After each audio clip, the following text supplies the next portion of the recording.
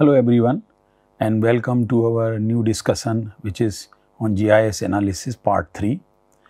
In the previous discussion we touched about the overlay operations and also went to some extent in details. Today we will also continue little bit on that and then we will take different analytical operation. So, this overlaying operations is discussed that this is based on set theory or Boolean logic, and it has got various applications, and this is what the GIS is, that you are having data in different layers and you can analyze using either just simple two maps or several maps together. So, we have yesterday discussed cross table. Similarly, it is also called in some other way, we can also think of two-dimensional table, which is quite close to the cross table. But here these two-dimensional tables can also be used for change detection studies, and this is all based on what overlaying operations. So, if we take example here, that we are having one land use map, another one is geology map, and if I want to create a two-dimensional table, and that means I am overlaying these two, and here the operation is the syntax part is not here, but how to create a two-dimensional table. In cross table we were doing operation little differently. So, like against alluvium, and now we are having here these land uses, forest, grass and lake. So, this part has gone as rows and geology has gone as columns, and then we can decide that for certain purposes which type of forest or which type of land use and which type of geology is suitable. So, for example, if we are looking some areas where we are having alluvial, where we require alluvial deposits as a soft sediments, and also we are looking forest, then if it is getting satisfied, then we get a suitable condition. But if we are having say different lithology, like here the shale, and though it is forest, but it is unsuitable.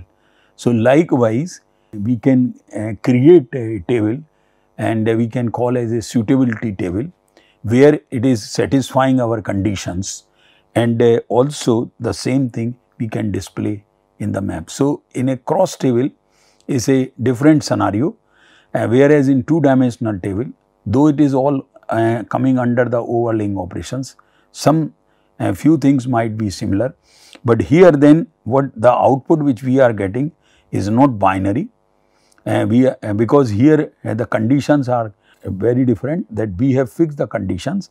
So, only what it is giving the output, the suitable or not suitable. So, in that way we can create two-dimensional tables, and these tables and of course the maps, output maps can be very useful to find out the suitability.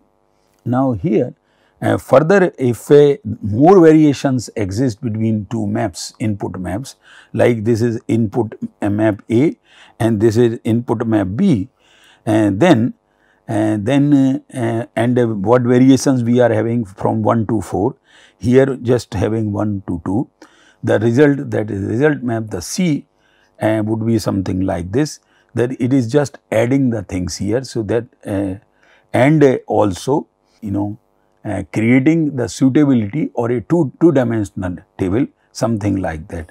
So, if it is satisfying the conditions, then it assign the value likewise. So, like here we are getting the value 6.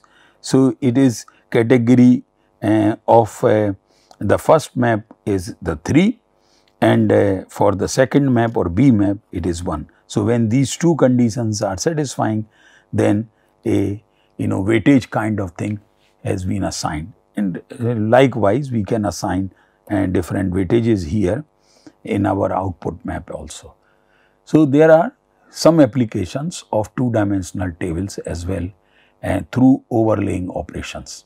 As you know that this raster data is nothing but a two-dimensional matrix. So, the same way it is handled as a two-dimensional matrix. So, that means when we go for this matrix overlay, basically what we are talking about the raster data overlay, which involves two maps or two raster layers at a time, and two-dimensional table is formed, as we have seen some examples, with attribute values of two maps placed along row and column. So, one map attribute value becomes rows and another one becomes columns, and likewise we can do it. The same way the output values for each combination of values is controlled by the operator. Now, we can decide that how the output is going to be there. Here again a land use map, a soil map, three categories in the land use, soil map also having three categories. When these two are subjected to two-dimensional table, so in the soil is coming as a soil attributes are coming as columns and the land use attributes are coming as rows, we develop a two-dimensional table and same time a map also. As you can see that number of polygons in the output map has definitely increased, but these are not really vector boundaries, but only in this schematic it is shown as vector boundary. Otherwise, what we are discussing is the matrix or raster one. So, one has to understand accordingly. Now, there is another way of doing overlay is based on the index. So, this overlay operations can overlay up to 15 to 20 layers in a single operation. So, because in two-dimensional table, once we have set two-dimensional table, then only two maps can be overlaid. But here in index map, we can overlay as many as we can theoretically, but practically even overlaying 10 maps and the output which it would create, we have to really understand and utilize that one. So, this user can assign the ranks or weightage whatever we want to individual maps as well as for their attributes. And these analysis, this index analysis, when we assign weightage to individual maps attributes, then these maps, the output maps can be used for various purposes, maybe for say groundwater exploration, maybe for disasters related things like landslide hazard zonation, or maybe for like erosional studies.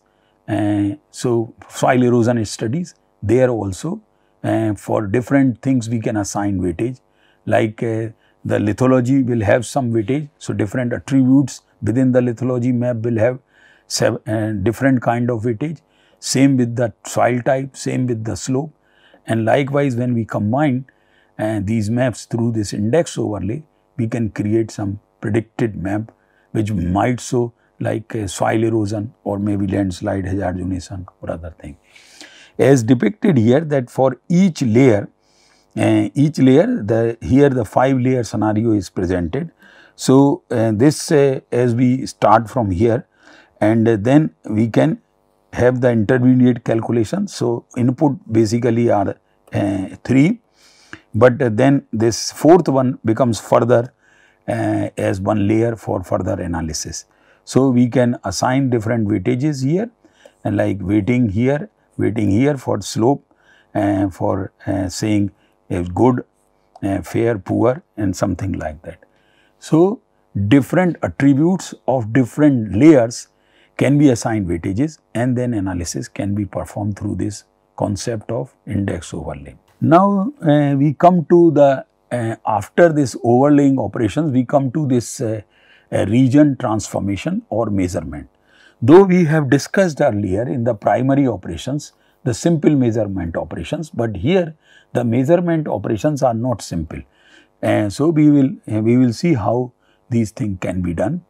That when under this region transformation and this measurement, like length can be measured, area can be measured. Then we go for the density measurement.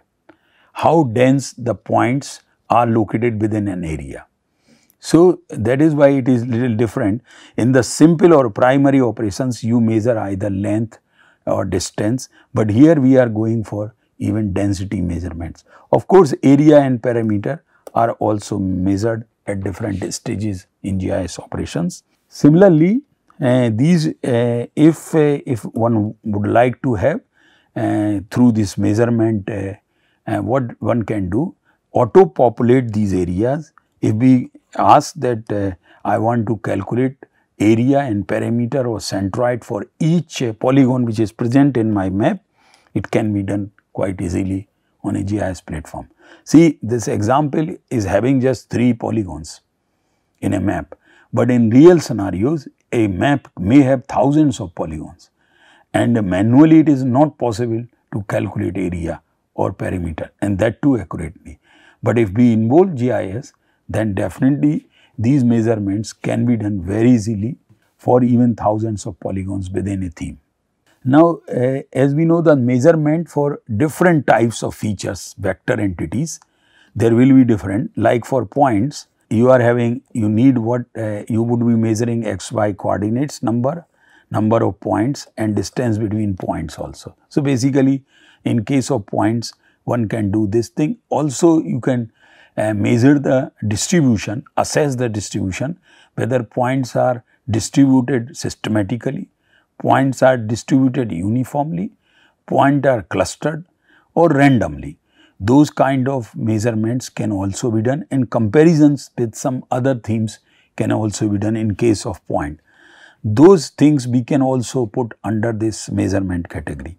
But if we are having line or polyline, then we can measure the distance of a straight line very easily.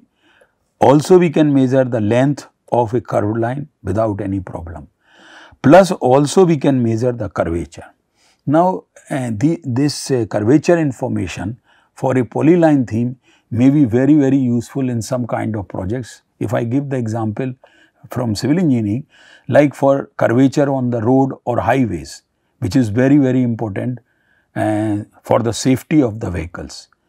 And similarly, curvature and slope aspect, especially the curvature, is also very important for rail track or rail route alignments. There we cannot have a very sharp curvature or sharp bend for rail route.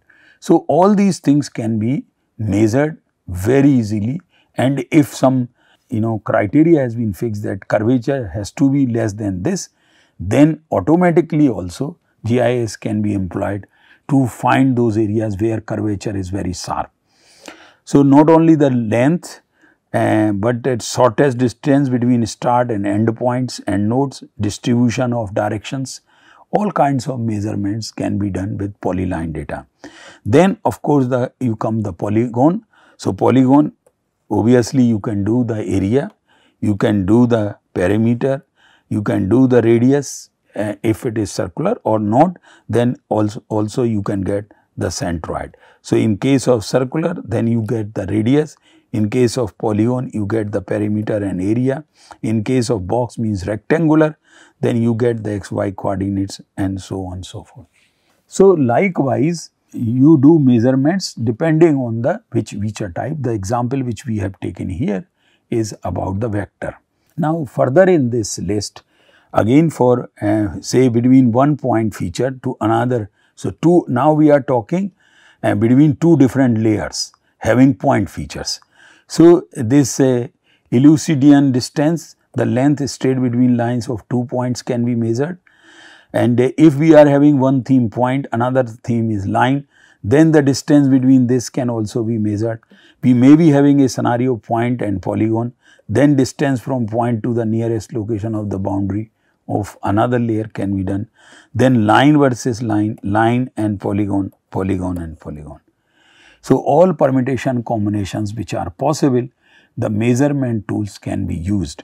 If we go for polygon to polygon, again the shortest distance between two boundaries can be measured, the distance between the centroids of two polygons, and for example, and XY coordinates, because every vector feature is always having either one pair or multiple pairs of X and Y. So, anytime you want to retrieve that information without any problem, that can be done quite easily.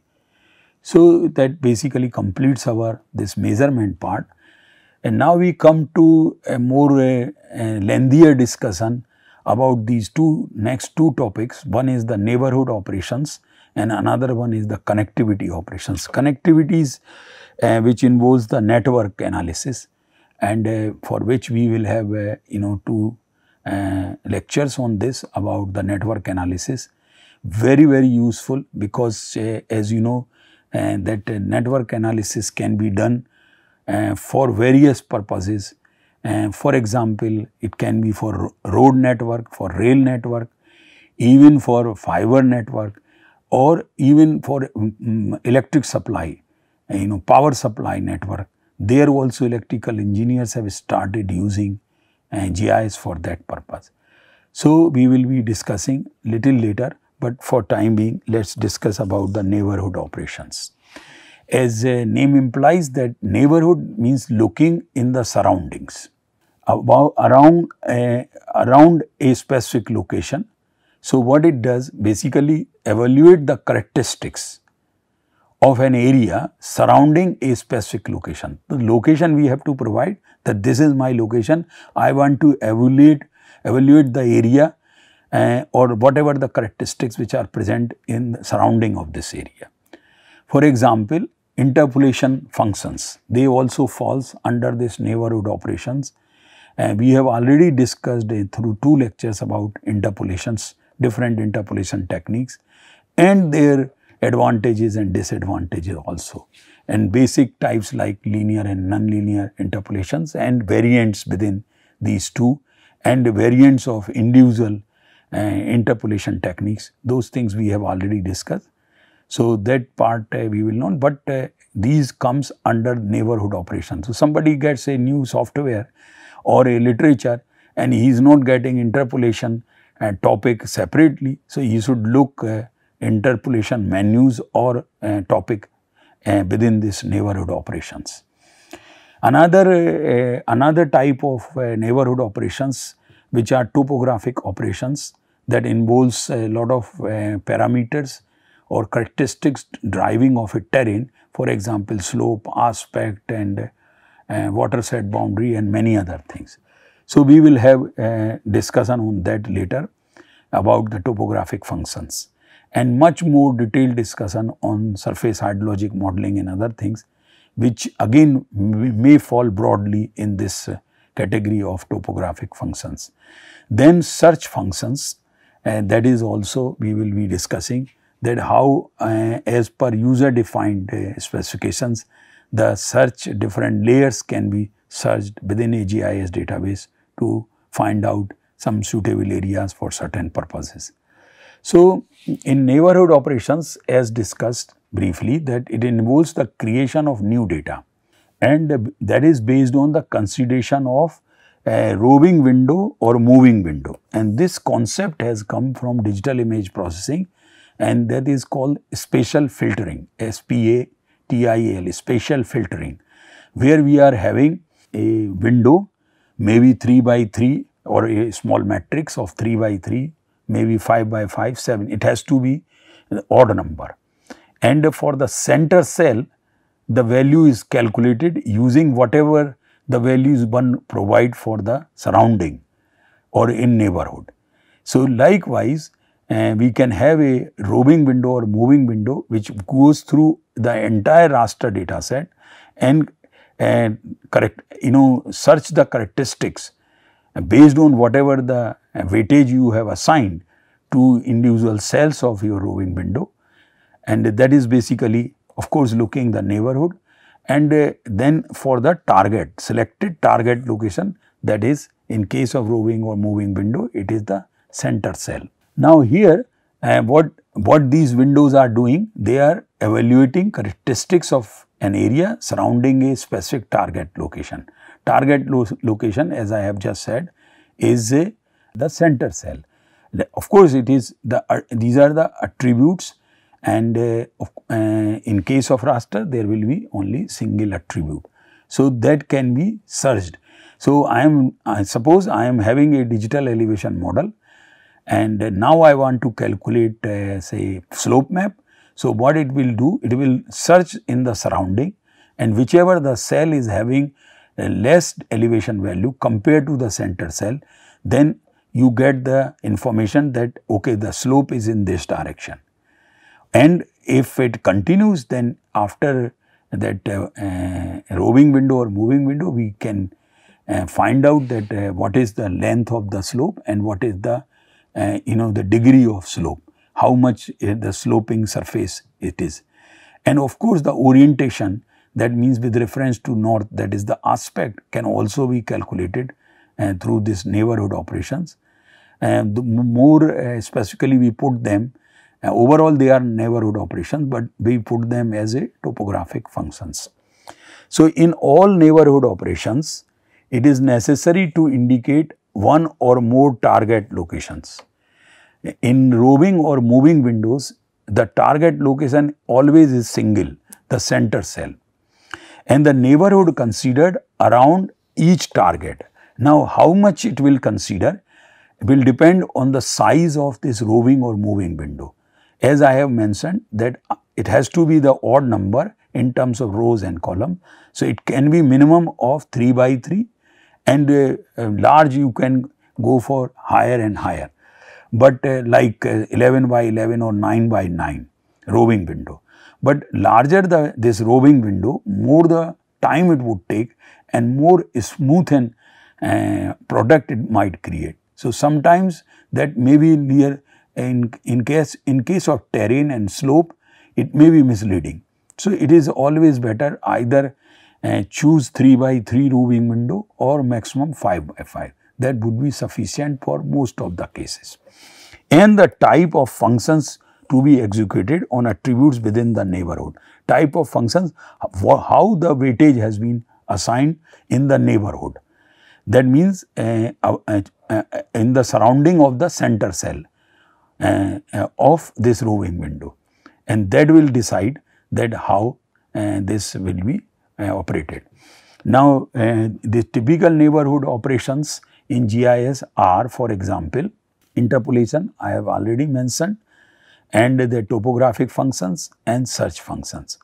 Interpolations we have already discussed, but very briefly I will just touch for completeness related with this neighborhood operation, that this procedure of interpolation basically estimates values at unknown location as unknown sample sites using whatever known information is available or existing observations information is available. And interpolations we use for various purposes, maybe for rainfall, maybe for terrain. So we can do the point interpolation, we can also do line interpolation, that means using contours, but the system will first convert your contours to the point, and then from point it would do the surface generation or interpolation. Now, second is among these functions of neighborhood after interpolation is topographic function. So before that, I would like to briefly discuss what is exactly topography. Those who may not be of this earth science or civil engineering domain, for them it is necessary to very briefly understand what is basically topography is. So this is about the surface characteristics of a terrain. As for example, what are these characteristics? Can be slope, relief or form of an area are referred as topography. Sometimes we say this is hilly terrain. So on what basis we are saying hilly terrain? Because there are undulations. There are peaks, there are ridges, there are valleys. So then we say it's a hilly terrain.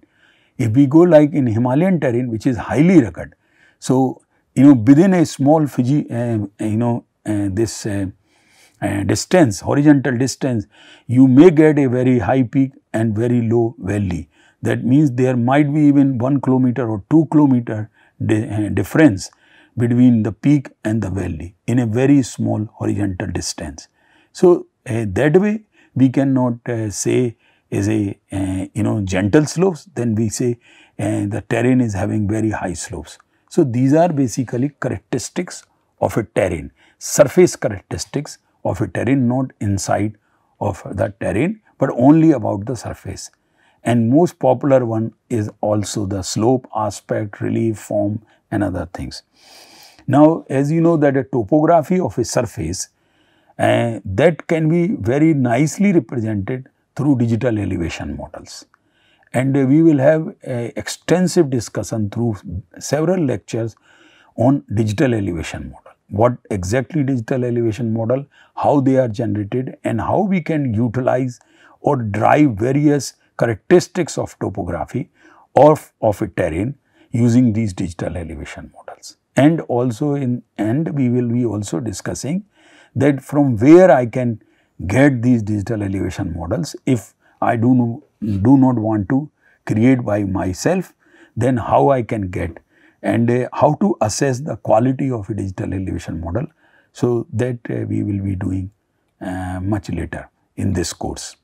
But for time being, because while discussing slope and aspect, we might be using this term DEM several times. So let me very briefly also introduce the DEM, which basically represents a topographic surface or terrain in terms of a set of elevation values which are measured at a finite number of points, not at every point, but finite number of points, and then through interpolation techniques a surface is created.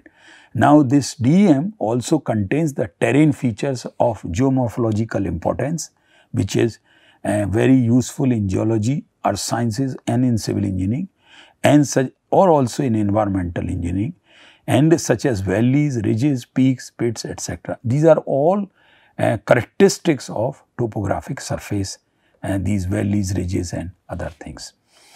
Now DEM or digital elevation models are commonly organized in regular grid formats. That means we are talking about the raster format, not a vector, but of course this surface representation or topographic surface representation can also be done using a TIN, triangulated irregular network, though the model is completely different than what raster represents. Raster is having a regular grid, whereas TIN is irregular. By its name, it is the word irregular is there. And in case of, as you know, that in case of DEM, the spatial resolution is fixed within a regular grid. And though two different digital elevation models may have different spatial resolution, but within a one grid file or within one raster file, all cells will represent the same spatial resolution. That is why it is the fixed spatial resolution, and because of this fixed spatial resolution, these are not adaptable to changes in relief roughness as in case of TIN. So these we have already discussed in details about raster and TIN and advantages and disadvantages. Now if we go for higher spatial resolution, that means we are going to represent a small ground area through smaller cell sizes through this digital elevation model. If we go for that, then there might be large space requirements, storage requirements, and also we will be introducing redundancy, especially in case of less rugged terrain. For example, if I am developing a very high spatial resolution digital elevation model for a part of Indo-Gangetic plain or flat area, near flat area, then I am introducing redundancy, lot of redundancy. But this will not be true in case of a small cell size or high spatial resolution digital elevation model for Himalayan terrain, because their elevation values are changing very frequently, and within very less physical distance values might change. So redundancy will not be there. As I have already mentioned that a triangulated irregular network structures organizes data in irregularly spaced triangle facets, and this allows the additional information in the areas of roughness because it is adaptable to relief roughness, and without any redundancy in the smoother area. In smoother areas, we will have larger triangles. In a highly rugged terrain, we will have smaller triangles. So this TIN model is adaptable to the relief roughness. Now, what are the other derivatives which we can use? We can drive through these topographic functions of a terrain or using a digital elevation model. So, the most common transformation or derivatives which we can do using digital elevation model is of course slope, which is the rate of change of elevation, and just simple trigonometry we will discuss just after 1 or 2 slides. Then gradient, that the maximum slope is called the gradient, and then aspect, which is the orientation of sloping surface with reference to the north, that is the direction of a slope with reference to the north. These are the common characteristics or common derivatives of a digital elevation model through this topographic functions operations. But there are, if I say there are n number of, theoretically n number of derivatives or transformations are possible, and you should not be surprised, because lot of new derivatives are coming. Even for our scientist people or for civil engineer, we can even use digital elevation models to find out the landforms also. So, in that way it can be done. Now, topographic functions, basically it calculate the value described in the topography at a specific location. Recall the roving window and moving window, that will be used to drive all these derivatives of a digital elevation model or characteristics like slope, aspects, etc. So, that operation will be done in the neighborhood to calculate the local terrain using for the single slope calculation aspect. These are the typical examples. Now, in all GIS they will support or you can do the calculations in 2 ways. Either you can calculate in terms of percentage, that means we are keeping values between 0 to 100, or we can calculate in terms of degree, that means we are keeping values between 0 to 90. So, it is nothing but a rescaling if we go for 100. Now, it is a simple trigonometry that tan theta this one is based on the rise and sun. So, this is our rise, this is our sun. So, when we go for this, we can calculate. So, if theta is large like here, then we are getting 45 degree here instead of theta is less here. So, we are getting 30 degree, and in terms of percentage, of course, we can also calculate here. So, for maybe for 45 we are keeping 100%, but that is not for some cases we need not to do that. Generally what we do, we always go for degree rather than percentage. Percentage may be sometime misleading for many other users of the product. So, it is always better to go for degree, because these degrees we can understand even in the field very easily, that some sloping surface is having 45 degree, 30 degree, or maybe 75 degree or 90 degree. The vertical cliffs are also possible in terrain like Himalaya, almost vertical. So, there the slopes are 90 degree, or you can say 100%. So, the best way to use in degrees rather than percentage, but both options are possible. Example here, this is the input digital elevation model. As you can see, the values are here from low to high, and when we go for slope map calculation using neighborhood operation functions, specifically the topographic functions, then we get a slope, and here the slopes are shown in, of course, in degrees. So, you get where you are having, and this classification, again there are techniques how to classify these things also, whether you want equal interval or some other percentile, or based on some other techniques, statistical techniques, standard deviation, all kinds of classification or reclassification can also be done here. But for time being, if we take just this one, the slope map has been classified in these number of about 10 classes, varying the slope varying between 0 to 78 degree. 0 or 7 is almost flat, which is shown as green color, and the red one are shown between 70 to 80 degree. And similarly, as you know that in slope calculation in terms of percentage, It is just rescaling the thing. So, here suppose this is my input roving window. Now, for the center cell I am calculating, this is DEM or digital terrain model. Elevations are 15, 25 and 30, 35, and then this filter, the weight in the surrounding, in the neighborhood, in this particular example is given -1 and +1. So, and of course, no calculation for the center pixel, so it is 0. So, when this this calculation is done, the new value comes is 10. So, same way this for other in case of other calculations we can do, but this dx and dy, dx by all these calculations are done and then we get the value as 11%. So, likewise one can do the calculation also in the percentage, slope angle in percentage or in degree, and also the gradient map. So, these gradient maps can also be calculated. So, this brings to the end of this discussion, that is part 3 of GIS analysis. We will continue on GIS analysis part 4 and others. So, for time being, thank you very much.